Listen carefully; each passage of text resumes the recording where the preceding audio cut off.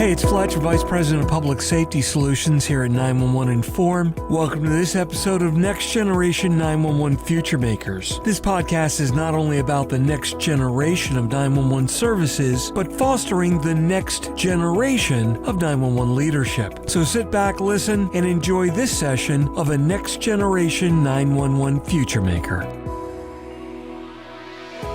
You know, Next Generation 911 has a ton of different facets to it. And in order to bring forth the next generation of 911 public safety leaders, it takes a lot. Now, sometimes people have those resources internally, but a lot of times they actually bring them in, and there are some companies that actually specialize in that. Joining me today is a very good old friend of mine, very old friend of mine, but a good friend. And that's Darrin Reilly, the CEO and president of Mission Critical Partners. Darrin, thanks so much for joining me on the podcast. Good to see you. Hey, Mark, great to see you. We haven't, usually always catch up at the national conferences or even regional conferences, but clearly that didn't happen in 2020, so it's great to see you. Exactly. It's amazing. Here we are, early March, right about a year ago. Everything really started to somewhat melt down, so to speak, with COVID-19 and the pandemic. It's amazing what we've all been through the last year. So how has this affected your business with Mission Critical? From our business, it's as odd as it sounds, it hasn't affected negatively. In fact, our clients have reached out to us in kind of greater numbers. We've had to adjust with them, and we're very often simply an extension of their existing staff that they have there because we're technology independent and kind of inside the ropes with our clients. So we've been essentially classified as, essential workers assisting them. And we've had more work come our way because they need more assistance. Now it's changed us in, the level of, how we interact with the clients. Clearly, a lot more virtual things like this, whereas before it was definitely on site and at our clients' facilities. In some situations, that hasn't changed, but many situations it has. So how we conduct the business and get the business done has changed a lot. As you well know, Mark, you've been serving this marketplace for decades, just like myself. And very often the clients were like, hey, you come out, you got to see my facility, you got to be at my facility. A lot of it was clearly face to face, but even our clients had to change. And I think they've adapted clearly to virtualizing their environment and having a lot of virtual interactions, whereas before it was, it was solely had to be dedicated on face-to-face. So we've all learned with our clients and we've adjusted accordingly. So you've been over there, I think, about 3 years or so, and you've really grown the business in the past 3 years. One of the things that amazes me is that you have just sucked in an incredibly skilled set of talent from the industry, with the exception of John Chiramonte, of course. You got to have one exception that's out on the side there. But the rest of your folks are really top-notch people. And it's just kind of amazing that you can gather all that under one roof, except for John, of course. All right. Well, I can remember that you said that about John. I did not, right? And he'll rib us both on this. But John is obviously one of our two division heads. We have two divisions, the consulting advisory division headed by John Chiramonte, who's a wonderful individual, great background that he has, as well as the other division is David S. Jones. I say S because we have two David Jones. One's David F. Jones, one of the original founders, and then David S. Jones, who spent a number of years at Motorola and a number of other places as head of that. But, it's interesting you say that. We're very, very fortunate. We have an incredible, highly diverse talent pool of individuals. And when I say diverse, just from backgrounds and skill sets, we have a lot of individuals like myself that were with large technology players, technology solution providers in the marketplace.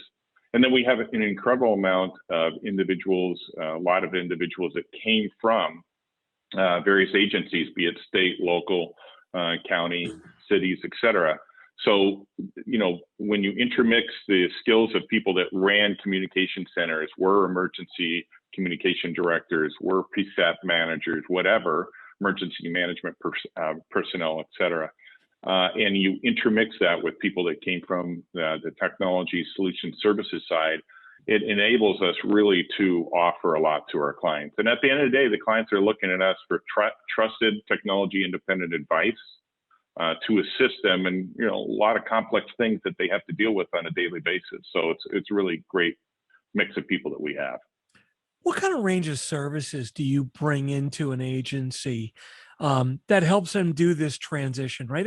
Everybody's got to do this transition to next gen. And I think everybody's at a very, very different level. So what are the common things that you guys bring to the table?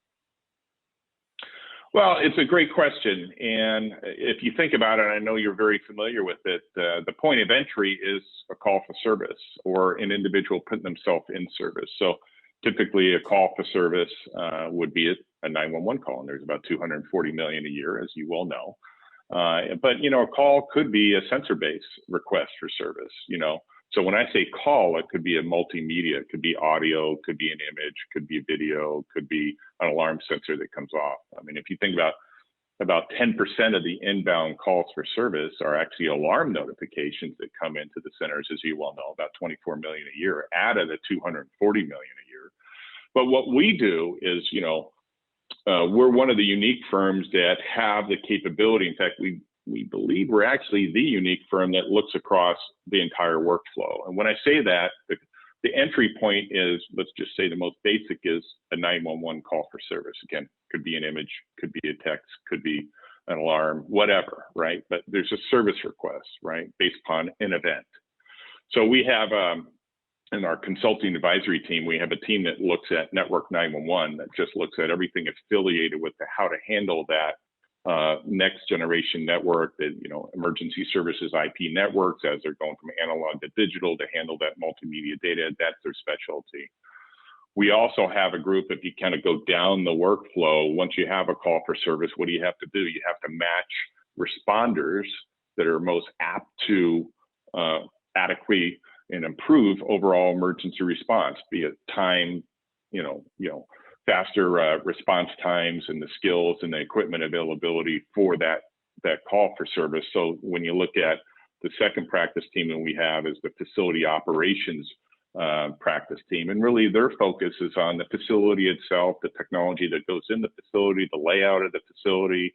Do they want to have a shared facility? I won't use the word consolidation facilities. We think shared service if you have some type of joint powers authority, a JPA that they want to handle how the dispatch resources and the first responders respond to the call for service. So we have a whole team that looks at the facility ops and the automation related elements affiliated with it. There's those tools, which are computer-aided dispatch solutions, as an example, or records management solutions, mobile applications, all the things that the dispatchers and the first responders use to handle that service request.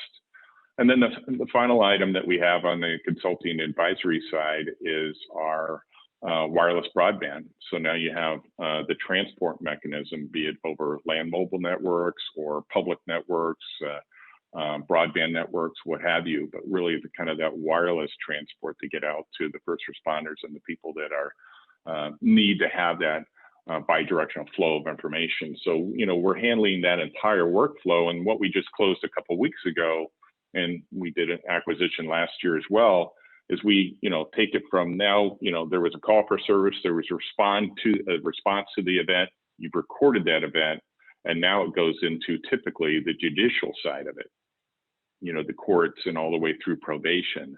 So now we have a practice team that is, totally focused on that judicial side of it. So all the way from call for service, 911, hey, I have an event, which we know every event is people and property, could be a lot of people, a lot of property, whatever, all the way through probation. And, we assist our clients through that entire, what we would say, ecosystems of system, that entire workflow, whereas, some of the other firms in the space, they might have a specialty in wireless, or they might have a specialty in, next generation 911 or the 911 related services, but they don't do the facility ops or they don't do the judicial. But now with the digitation, how everything's being digitized, It's all coming together. And it's really like a mosaic picture that's coming together. And you can't have a gap across that because you're having an incredible amount of data flows from that point of entry all the way to probation. And, that's where we assist our clients. With next generation 911 being so much more complex, from an IT perspective, I think the knowledge set is very, very different than what it needed to be in the past. Do you find some of your clients are looking to just have you come in and do the job, or come in and do the job and then train their people and assist them, or just come in and just bring them up to speed so they can continue forward? What kind of model are you seeing in the various agencies? Well, I guess my immediate answer would be yes, yes, and yes. It really depends on the agency itself. I think, it's interesting, and I've been serving this market for, about 3 decades.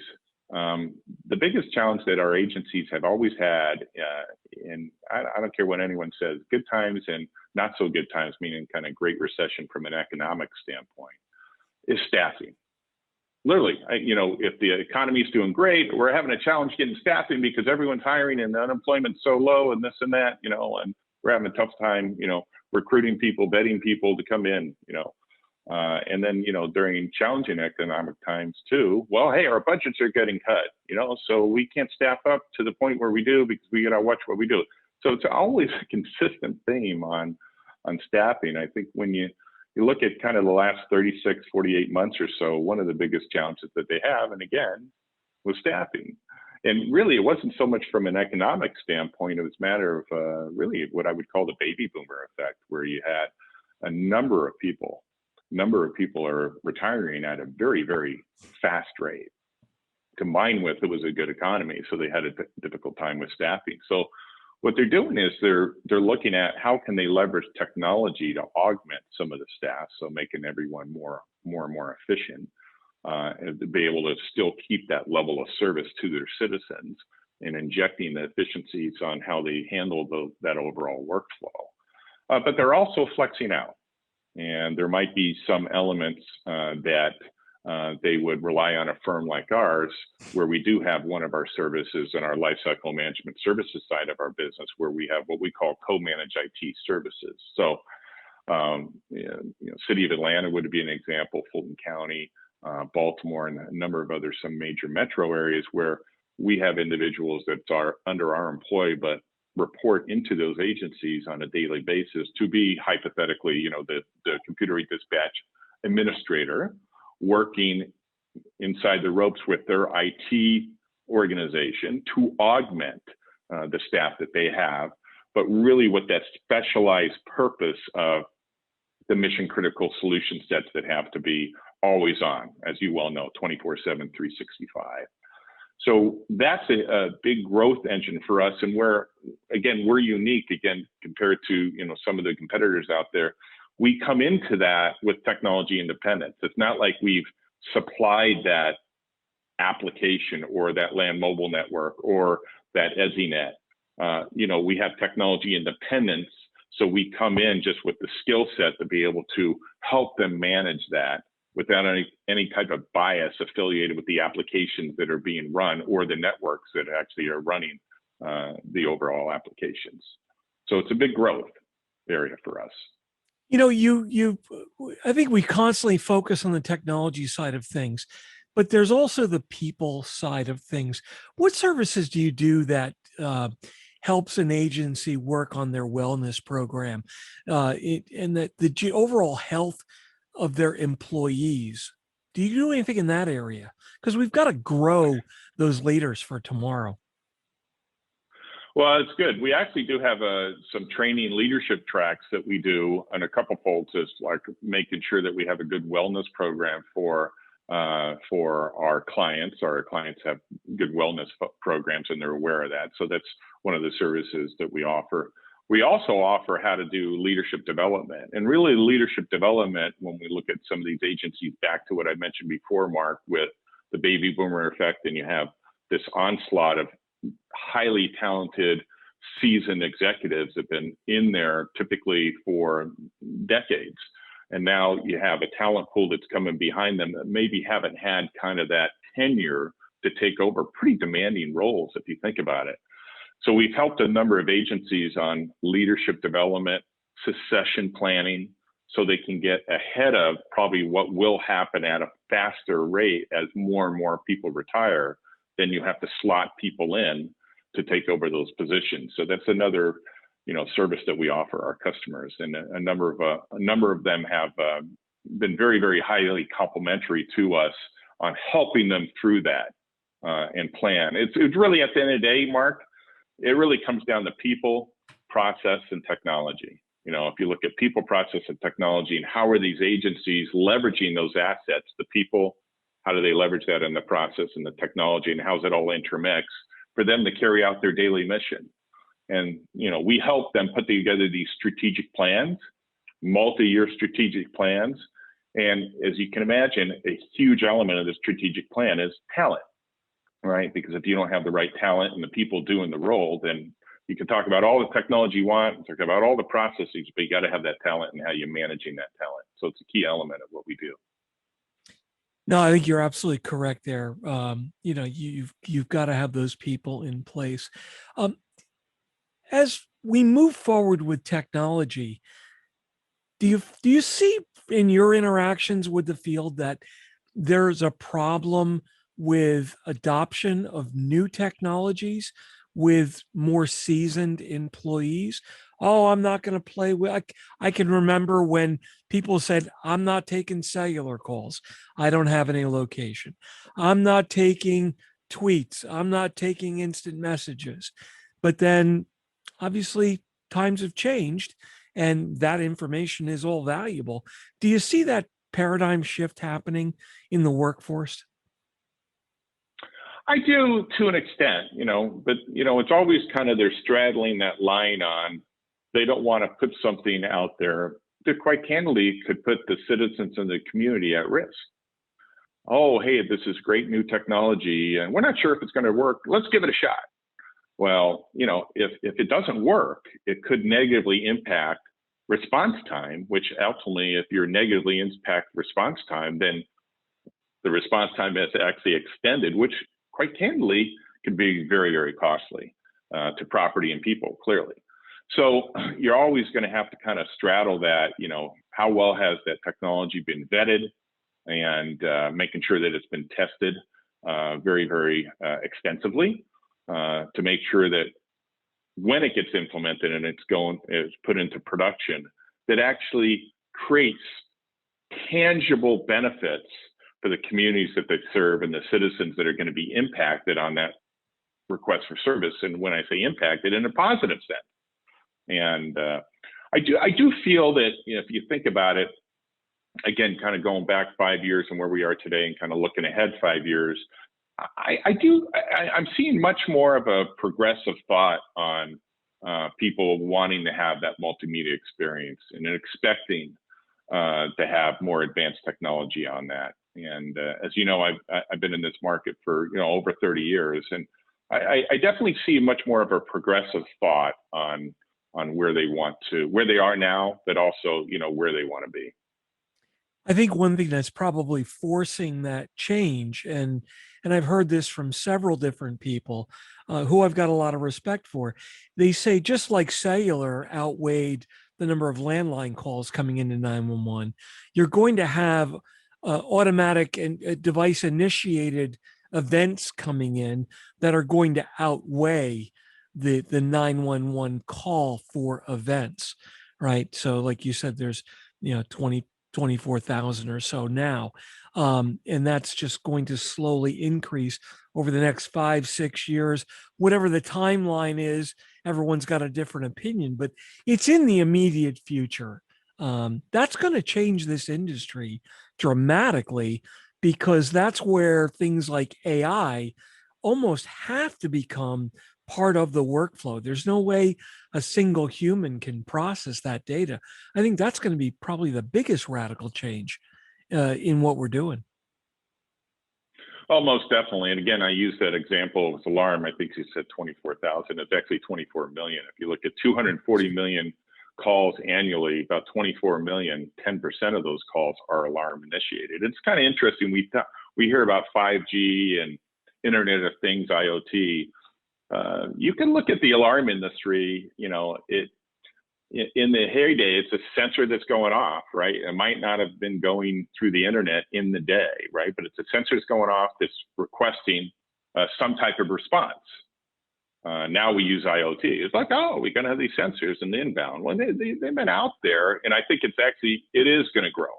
And it's definitely something that is doing two things. It's number one, it actually enables you to create in the perfect forum the ability to get a request for service and a response to that request at a faster rate based upon a sensor going off. You know, and its purest form, hey, that's fantastic. But it also, like you just mentioned, when, you know, with wireless inbound calls, it will increase the volume of service requests.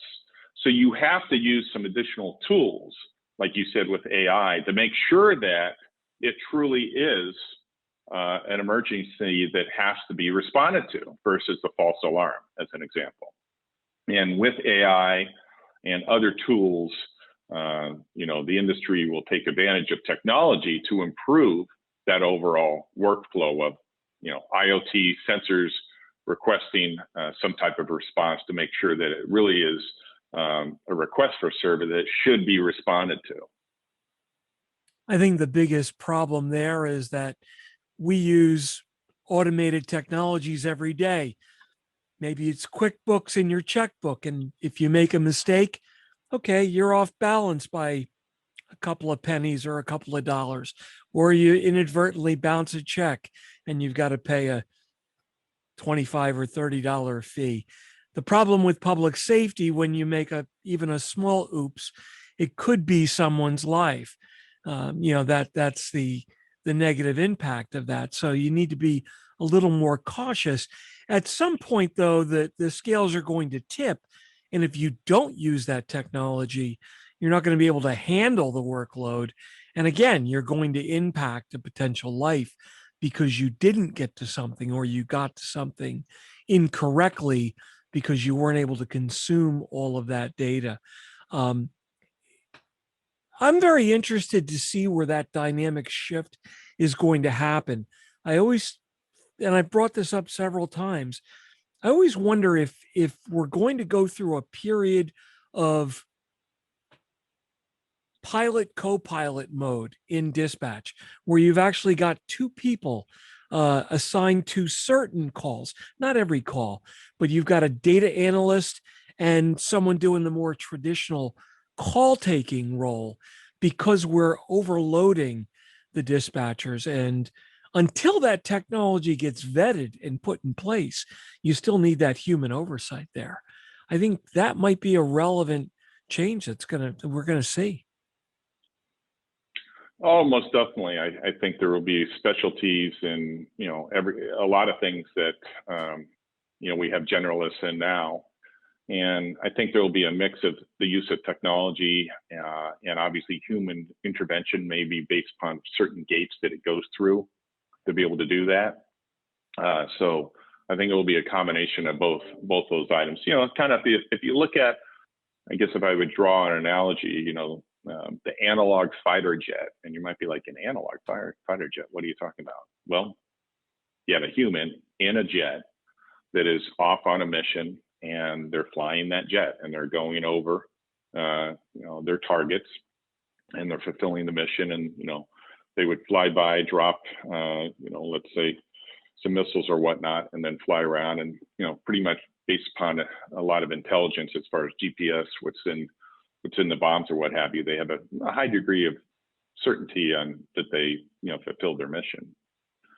But if you look at from a digital stage with drones, and you have individuals I know in parts of the world that are flying these drones, it's carrying out pretty much the same mission, but there's no pilot within that aircraft. That aircraft is a drone, and they could be sitting in California carrying out a mission that could be in certain parts of the world with an incredible amount of accuracy. drop the top, fulfill the same type of mission, right? And see with precision accuracy as far as exactly carrying out their mission. It's a use of technology, use of obviously individuals that's still flying the drone, but they're not within the flying machine, but the mission's still getting fulfilled. And if you kind of draw that and kind of looking at, emergency response, it's really kind of that combination of, that technology, how you leverage that technology, and you have individuals that's carrying out that mission for the betterment of the society that they're serving, the community they're serving, the citizen that needs that response. If you look at, Mark, just as an example, it's probably the easiest analogy is the alarm industry. So the alarm industry, you look at certain technology right now, if you have an alarm, you go into, let's just use your residence, and you walk into your residence and you forget the passcode, or someone comes in and they forget the passcode, and, be it even the verbal, hey, what's the passcode, to know that you're the person that should be in there, and they mess that up, and then they roll first responders and all that. And now you've expended a fair amount of resources for a false alarm. But now with facial recognition as an example, if I come in my resident, I have at the mobile edge, right, some type of facial ID video camera that recognizes, oh, well, you're Darrin Reilly, you live here, you're cleared, and that's my passcode. Or maybe that augments some type of PIN that I have, and it knows that Darrin Reilly entered his residence, and it links the two. And even though maybe he didn't put his PIN in, it would go into kind of the secondary saying, well, person put the PIN in wrong, but we can recognize, his face. And, that's where it's cutting down, sending that, request for service, because it recognized and unlocked through facial recognition, just like you have on, the iPhones now. I mean, it's unlocking. It gives me access. It sees my face and it unlocks, and I have access into my iPhone. So a lot of that technology is going to be more and more pervasive as we move forward. And on the inverse side, when Darrin Reilly shows up at my door, it immediately makes sure every door and window is locked and secured. Yeah. Now, well, somehow we got to, that's where we got to hack in and, change it. That's back to the hacking side of it. Always good to talk to you, Darrin. So let me ask you a question. As an industry visionary and someone with decades of experience, and from a technology perspective, when do you see, in your opinion, AI start to become more embedded in this, to where in certain circumstances, first calls might be taken by AI? Yeah, I think there's certain scenarios where it's playing a role already. But to cut to the chase, I would say definitely during the next, few years, obviously in the government marketplace, it doesn't move at the same pace as the larger commercial marketplace, because of those reasons that I mentioned before: citizen safety, community safety, got to make sure it's proven technology, et cetera. But it's interesting, Mark, as an example, if you look back 10 years ago, all right, 2011, here we are in 2021, what really has changed relative to emergency requests for service and then response? If you think about that workflow, what was out there 10 years ago and what's out there pretty pervasive now, and, it's not a massive change, with the exception of video. If you think about body-worn cameras, in-car cameras 10 years ago to where it is now, it's incredibly pervasive, as you well know. And that's really changed the dynamic in the last 10 years, if we kind of look at those points in time. So when I look at, where we are here in 2021 and, where are we going to be in 2031, 10 years from now, that I think it's going to be much more pervasive as far as that intermix of that multimedia experience with the embedded AI that takes advantage of those, those data elements, all right, for better response and recreation of the event. So I think it's going to be dramatic. Yeah, I'm going to have to agree with that. And I'm thinking that, I'll stick my neck out there and say, within 5 years, you're going to see a palpable presence of AI in the industry. across the board. So it'll be very interesting. What suggestion, what advice would you have for the person just getting into this industry, whether it's in a public safety first responder career or the commercial industry side? What's your advice for the future next gen 911 professional? Yeah, I think it's such a unique period of time. And obviously, as you can imagine, I talk to a lot of people, be it, on our recruiting efforts or out into the market with our clients. And I always say, now's the time. I think, when we look at how dynamically the industry is going to change, it's going to be fascinating to be part of this industry. And then first and foremost, I say to people, it's there's a lot of industries that people could be in, but, when you look at public safety and serving, the communities and the citizens, it's really, a purposeful job. And it's a job with a purpose and a meaning, and it impacts, where you work, live, and play. And if people understand that and they can get that passion within themselves to serve and protect, either with, being first responders, or people that play a role directly or indirectly through technology or solutions to be able to enable the dispatchers that dispatch faster, the call takers that take the call quicker, and ultimately dispatch for the first responders to respond better with higher level of success of the mission. It's fascinating. And, it's an industry that's in that inflection point, as I mentioned before, going from analog to digital. So you're going to have that complexity of multimedia data. And someone, again, when they, if they get into it now and they, they think out to 2031, they'll look back at 2021 and say, man, I was able to ride that wave. And I'm sure there'll be, who knows what we'll be talking about in 2031. It might be, 40G, we're talking about 5G now. Who knows where they'll be in 10 years? We'll be, hey, can't wait for 40G to come out. But, it's going to keep on become more and more pervasive. I mean, 10 years from now, autonomous vehicles, I think it's definitely going to be a reality. To what extent? But it definitely will be out there, and we'll be like, God, I can't believe people are actually buying their own car versus just, having a monthly subscription to a car service, and they sit in the back of the car and it's driven for them. I mean, that will happen, right? And things like that will actually impact emergency response as well. It's just a great place to be right now. No, I have to agree 100%. It's amazing watching the market and the industry and the opportunities just unfold. And I think it's probably one of the best times to be in this industry.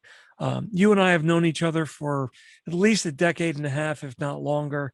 And, you've been through the full gamut across the board in every segment of public safety technology that I can think of.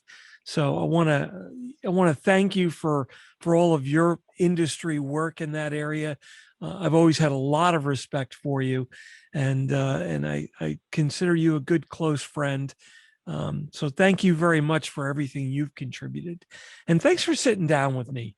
We don't get to sit down and chat like we used to as much, and this has been very therapeutic for me.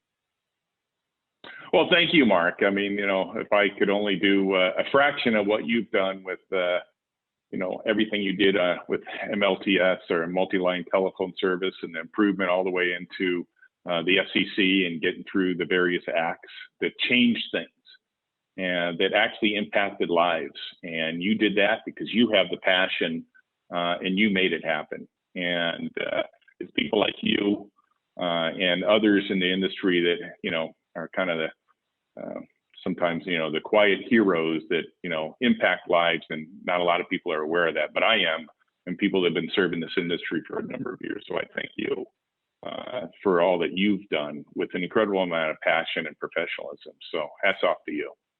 One of the great nights that I remember was sitting down to dinner with you in Washington right after one of the FCC events. And we both looked at each other and said, did that just happen? Yeah, it did. I remember that like it was yesterday. I do too. And I was just was glad to be by you that day, and it was a great event. And I can't wait to get involved with more events like that.